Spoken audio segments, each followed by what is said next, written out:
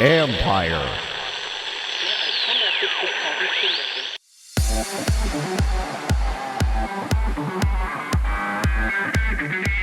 Mental health is an ongoing priority in big-time sports. I think what's important is for, the fans to realize that we're people too. I think sometimes that the players get categorized as robots, right? And, we're everyday people. We struggle with the same things that, quote unquote, the average person struggles with. That's Mike Gibson, Director of Community Outreach for the Mental Health Center in San Diego, who works with anyone struggling with their mental health. This is the Future Sport Podcast. I'm Bram Weinstein.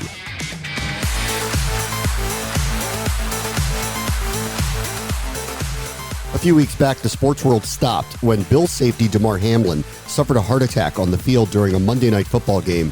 And if not for the immediate intervention of the medical staff at the game and at the Cincinnati Health Center nearby, he likely would have lost his life. The game was postponed that night and eventually permanently, as the players were clearly in no place mentally to continue. For Mike Gibson, it helped shed a light on the needs of athletes and others, for that matter, in big moments and small ones too.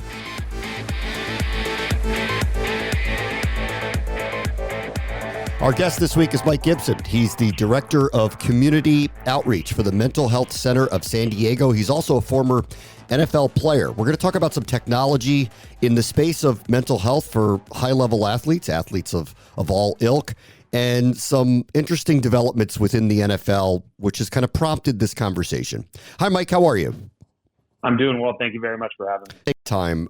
Let's just start with what you're doing with the Mental Health Center of San Diego and how your background as a big-time athlete kind of shaped your role in wanting to work in this field. Yeah, so what I do at the Mental Health Center of San Diego and a facility called Healthy Life Recovery as well. The Mental Health Center of San Diego is, we actually have a 6-bed crisis house. So individuals who are struggling with their mental health, whether it be, anxiety, depression, all the way from bipolar to schizophrenia, things that are common mental health issues today. And what we do is we have, 24/7 nursing. We have psychiatrists on staff, 24/7 doctor on staff. And, and what that is a stabilization. And so for individuals who are really struggling with their mental health and need a safe place and need that around the clock care, we do have a beautiful home here in San Diego for that. And then we also have a 50-bed, is an outpatient facility. And what that is like a transitional living from the crisis house to, into everyday life. And so it kind of eases the transition. We have 10 master's level clinicians at our facility. And with that, you're going to be getting like dialectical behavioral therapy, cognitive behavioral therapy, EMDR therapy, as well as group therapy and individual therapy as well. And, you're going to be in groups that are with people that are struggling with the same things that you are. We are the first facility on the West Coast that has an individual track for each mental health diagnosis. So when you're in a group setting, the people that you're talking to are going to be understanding because they're going through the same things. And then, you're going to be meeting with a psychiatrist twice a week and, really getting to the root of the issue, which is, what kind of digging deep and figuring out what is causing these issues. And then we also have a mental health or a substance abuse facility as well, for individuals that are struggling with substance abuse because they go hand in hand. Mental health and substance abuse. I have my own history with substance abuse, prescription pain medication, alcohol, and a lot of that came to a head once I retired and had a lack of identity. Was really struggling with depression, anxiety, and and because of that, I used substances to mask those feelings and ended up abusing those substances and literally almost losing losing everything almost my life. Did this start when you were young? Your personal experience with mental health, or did it kind of come to a head as your professional career was coming to an end? Well, I think, I looking back on it now, I did realize that there were some things that were different about me in particular. And one of those things was, I was born into a lower income family, right, in Napa, California. So Napa is one of those places where it's either low income or very wealthy people. And, I struggled with, I was a short and stocky kid. So I got made fun of a lot, right? And so looking back on it now, it's realizing that there probably was some depression. I didn't drink in high school. And it's, some people find it hard to believe, but I think I was born to play football. That's what I thought at the time. And so from the time I was 8 years old 6 years old, when I watched my brother suit up and play Pop Warner, I wanted to be a football player. And so nothing was going to stop me from reaching my ultimate goal of making it to the NFL. And, being from Napa, small town, we're not necessarily known for, our big time athletes there. I think there's, 3 people, myself included, and then a fourth on the way, and Brock Bowers at the University of Georgia right now. I think he's going to be the fourth person from my high school ever to make it to the NFL. And so because of your personal experience with this and the experience of other athletes that you've dealt with, this is what kind of led you to this place where you wanted to work in this space? Yeah. I had gone into my 6th rehab in 1 year. And, really, like I said, man, I was lost. I had no identity, didn't know what I was going to do, didn't know what I wanted to do. At the time when I was offered a job at the treatment center, I ended up staying there for 4 months. At the time, for me, it was, okay, this is a job. I was making minimum wage. I was on food stamps. And for me, I looked at it as a job and realized that I'd really become passionate about it and that I wanted to help people. Yeah. From all walks of life. This disease doesn't discriminate. The mental health doesn't discriminate. It affects everybody. You were on food stamps. That's why I wanted to dig deep into it. You were on food stamps after your NFL career? Is that right? Repeat that. I'm sorry. You were on food stamps after your NFL career? Is that right? Yeah. Within 2 years, about 3 years after retiring. Wow. Yeah, that addiction got, and that's where my addiction had taken me. Wow. Obviously we're very interested, and everybody's interested in hearing about the mental health aspect of, playing big time sports. After what happened to Damar Hamlin, I think it was a wake up call for a lot of people that how violent the game can be, even in how aberrational that specific event may have been. I've covered this league for 30 years and I've never seen anything like that. We're accustomed to seeing injuries, but I've never seen anything like that. And, I wonder how you kind of responded to that and how maybe you're seeing other athletes talk about seeing that happen on the field.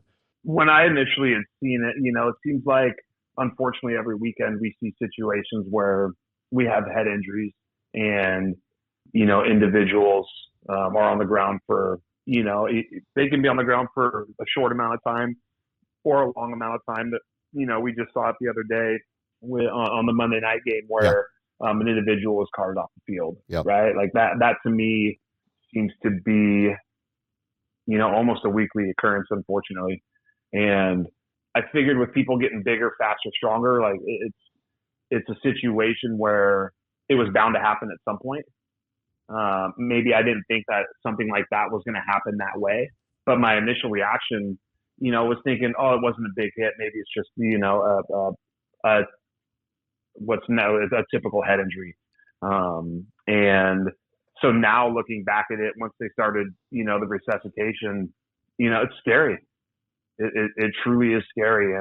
And realizing that, I think what's important is for, the fans to realize that we're people too. I think sometimes that the players get categorized as robots, right? And, we're everyday people. We struggle with the same things that quote unquote, the average person struggles with on a daily basis, sometimes more in some cases. So I think it really brought a humanity to football. And I think a lot of people were scared and still are scared. I think the realization that it can happen to any of us at any point in time on a football field came to fruition more so than ever that one night. Yeah. On the other side of it, and a much lighter version of it, where mental health comes into this, obviously seeing that is frightening when you see something like that occur. And I think we all can relate to that was terrible what we saw. There are other things that are happening within sports that I find interesting, and I wonder how you kind of think about it. Sean McVay is one of the most successful coaches in the league. He's still very young. He consistently talks about not wanting to do this for a long period of time. Cliff Kingsbury gets fired from his job, immediately jumps on a plane and goes to Thailand and isn't immediately jumping back into coaching.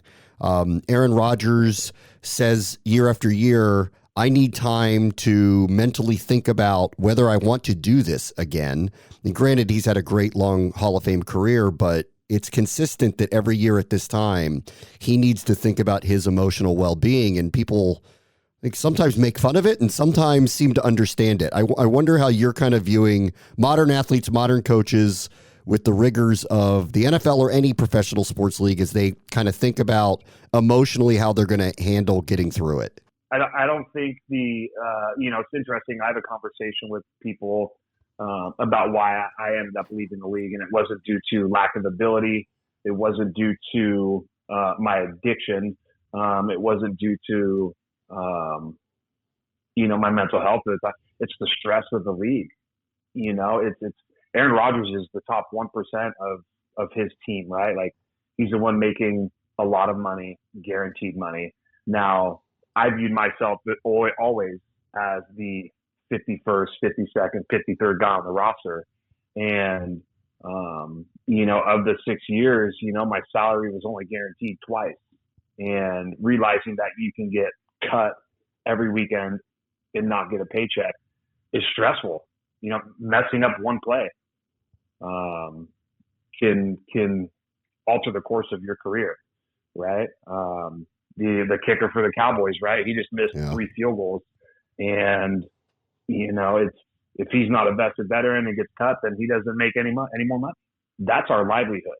So I think the top one, like Aaron Rodgers, right? Like, he's got every reason to come back, financially, other than maybe physically, financially, people would realize, look at it and go, dude, you're due this amount of money. Who cares who you play for? It's hard for the general population to understand what an individual goes through during the course of the season. Yeah. And then social media nowadays makes fans more outspoken than ever, and can alter a player's mental health more now than ever at this point.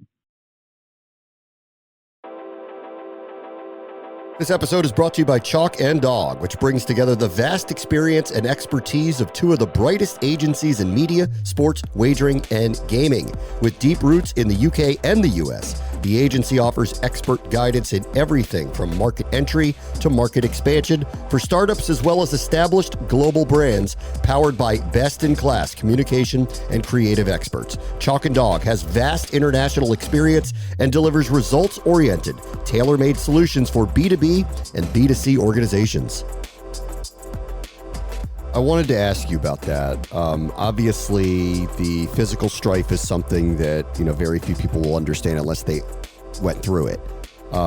But social media, I think anybody who's a young person will have experienced. The similar nature of what you're talking about. Obviously, it's different when you're a famous person. How do you kind of view athletes in a modern world interacting directly with fans, reading and hearing things said about them every single day? How do you kind of view how to handle that as you try to maintain a career? Yeah, I mean, it's to say, that every player in the NFL doesn't see that, doesn't read that stuff. There may be a small percentage of people that don't go onto social media. Maybe they have a publicist or something like that. But majority of the time, as you can see, right, there's players that still interact with fans, when things are said negatively about them on social media. And it's tough. It's tough, because everything that players do is put under a microscope. And the fans love you until you do something that frustrates them. It's seen on a weekly basis. The individual players are more reachable now than they've ever been due to social media. So, and a lot of the times the fans or individuals do stuff to get a reaction out of the players. Whether they're teasing them, essentially bullying them into a response. And as a player, as a human, when your manhood or your character is being questioned, it's really hard to not respond to something like that. Yeah. Listen, trust me, as a broadcaster for a team, I hear it too. So trust me, I get it. Yeah. And I'm sure you do. You have to have thick skin to it. That's easier said than done. So I agree that it's difficult, especially for young people. It is. I think it's tough. To maybe get it to navigate it. All right, let me ask you about some of the technology that's going on, because clearly we are in a new space. One last thing about all this kind of. The fact that we are talking about these things, as opposed to, like I said, I've been doing this a long time. 30 years ago, this wasn't discussed. None of this. It was, whether it was physical or mental, be tougher. I mean, that was just basically the message that was sent to athletes. Go play, do your job. How do you kind of view now? We're having this conversation. It's not a taboo conversation. We're discussing big time athletes saying, you know what, I need a break, and that's not the worst thing on earth. How are you kind of viewing how society is looking into mental issues right now? Yeah. Well, I think that, even growing up for me, right, 37 years old, I think growing up I know my view of manhood has changed. Right. And, growing up, it was, tough it out, don't say anything, don't show any emotion. I think society has, definitely accepted. You mentioned that this wasn't taboo. Well, I feel like 10 years ago it was. Yeah. And I think that society as a whole has done an awesome job of the stigma and breaking down the stigma. My views as a man now, and ultimately what saved my life and saved my relationship with my family is communication. Learning how to communicate with my family. When I was playing, it was because I didn't want to put the burden on them about how stressed out I was. My wife, everybody in my family, how are you doing? How's everything going? Oh, it's going okay. Or how you doing? I'm all right. My family now knows that when I say things are all right, that something's wrong. So, it's learning how to talk to my family. That like I said, that's what saved my life. Using descriptive words. If I'm sad, if I'm angry, letting them know that I'm depressed, I have anxiety, I'm stressed. And describing what's making me feel that way. I think that most of my childhood that was a sign of weakness, and depending on what area you were born in, it's still, people think that it's a sign of weakness. And, what is weak is not being there. Yeah. Being 6 feet under. Yeah. Because you are unable to communicate with your family. And that's the reality of the situation. We're seeing it now more than ever. It's publicized more than ever. Look at the amount of former players to this day. It seems like, almost a weekly and monthly basis, we hear about a former player in a hotel room or took his own life, and all because of what? Somebody told us that, 30 years ago that not speaking up was being a man, when in reality, being present for your family, being there for your kids, your nieces and nephews, your wife, I know it's hard because I know it's hard for me still because sometimes I feel like I'm complaining or, that I'm not grateful for the things that I have, but sometimes it takes somebody else to point that out for you. hey man, like, you're struggling right now, but look at these awesome things that you have today, and these are things to be grateful for, and then luckily for me, I have a sponsor that I can talk to, and he can point that out very quickly for me. I have people that hold me accountable today and, aren't afraid to tell me how it is. Okay, let's talk a little bit about some of what's going on there and some of the technology that's happening there. I know there's a number of different therapies that were passed along to me before we kind of started this conversation. If there's anything that like stands out to you that you think our listeners would be really interested in hearing about, I'd like to just hear that from you. Yeah, no, I think, cognitive behavioral therapy, dialectical behavioral therapy, I think those are a lot of the more popular ones. Dialectical behavioral therapy, change the way that you talk. Cognitive behavioral therapy, change the way that you think. Like I said, it can be very difficult. And I've gone through many groups and learned about this. And, like I said, sometimes I have to have people point these things out for me.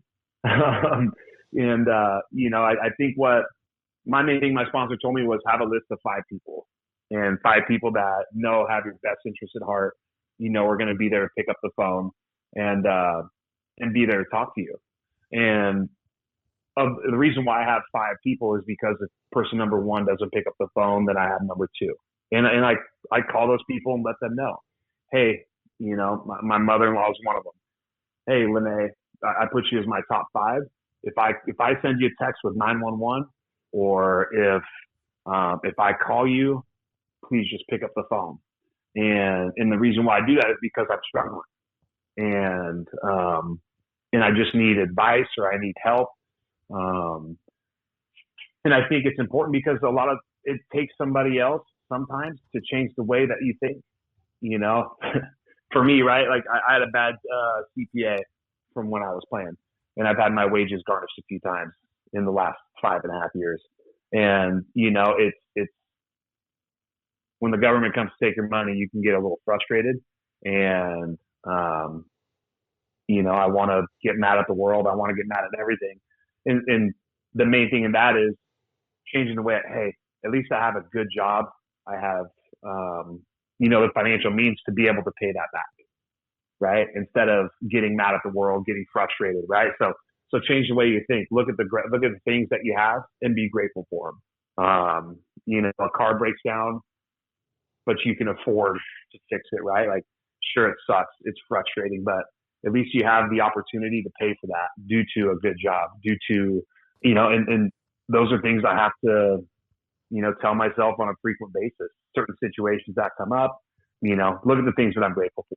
Mike Gibson's a former NFL player and the director of community outreach for the Mental Health Center of San Diego. Thanks so much for joining us. Yeah, thank you very much for having me. I greatly appreciate it. That will do it for this episode. As always, the future is now. This is the Future Sport Podcast. I'm Bram Weinstein.